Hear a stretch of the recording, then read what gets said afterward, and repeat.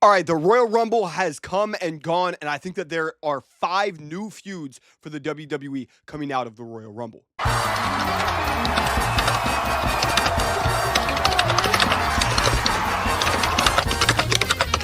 And there's plenty more. Obviously, there is going to be all of the Royal Rumble winners. Charlotte versus Tiffany is something that you could easily say, but these are 5 new feuds that are kind of coming out without the championship. And let's go through probably the biggest one, CM Punk's new feud. Now, CM Punk's new feud also deals with an old feud. I think that CM Punk's feud going all the way to WrestleMania is now going to be with Roman Reigns and Seth Rollins. In the Royal Rumble, CM Punk ends up eliminating both Roman Reigns and Seth Rollins, and Roman is pissed at Punk. And then Seth Rollins has a total crash out where he is curb stomping both CM Punk and Roman Reigns. I thought he was about to curb stomp Paul Heyman. He just flips him off. And I kind of wonder, like, what if this all becomes a triple threat for WrestleMania and CM Punk gets in the way for Roman Reigns? Because obviously Roman's going to want to go after Seth. You can see that like Roman still hasn't forgot anything with Seth. And I wonder if Punk gets into this whole Roman Seth feud by being like, Paul, everyone has thought that the favor for CM Punk is Paul, is that he wants the wise man. And it very well may be. But what if the favor is that CM Punk tells Paul to give him the Ulafala? Roman always gives the Ulafala to Paul. He trusts Paul. So while Paul has it in his hands, Punk says, give me the Ulafala.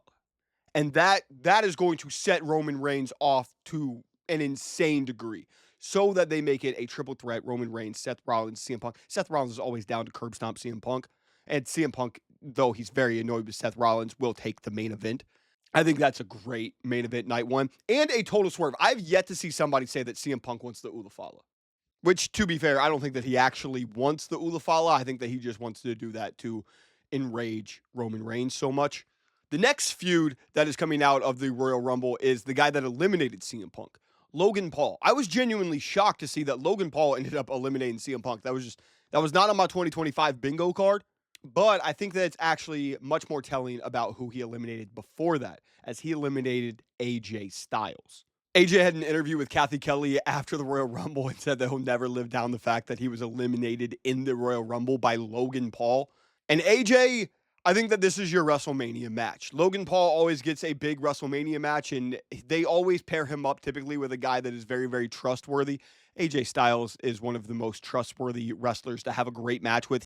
A broomstick could at the very least go to 4 stars with AJ Styles. No doubt about it. I also think AJ's in a weird place where it's like, I don't think that he's going to be going after the United States Championship.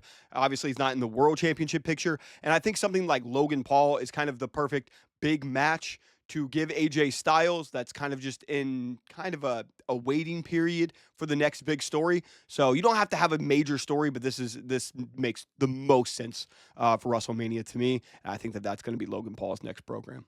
Now let's head over to the women's side of things. I think that Nia Jax is about to have a feud with Trish Stratus. Now, we saw Trish Stratus pop up in the Royal Rumble. It was a dope surprise, but also I think that we're about to get a tag match. Now, hopefully Trish Stratus is staying around a little bit longer, not necessarily have to go all the way to WrestleMania, but at the very least, Elimination Chamber. As the Elimination Chamber is in Toronto, that's going to be a huge hometown pop for Trish Stratus.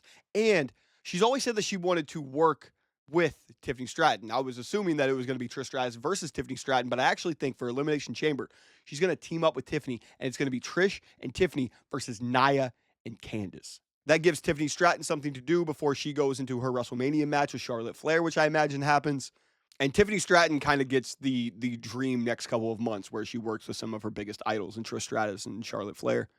And I think that this also keeps something for Nia and Candice to do. It gets them on the pay-per-view, as I think that Nia and Candice are probably going to be in a tag match for WrestleMania. They're going to be going for the tag titles. But, I mean, what a bigger spot for them to be in than Trish Stratus and Tiffany Stratton. And speaking of those women tag team championships, I think that we are going to see a new tag team form and that Alexa Bliss has a new feud. Obviously, Alexa Bliss came back to a major return. She had probably the biggest pop of the night. It was insane. And I think that they are going to give her an awesome WrestleMania match.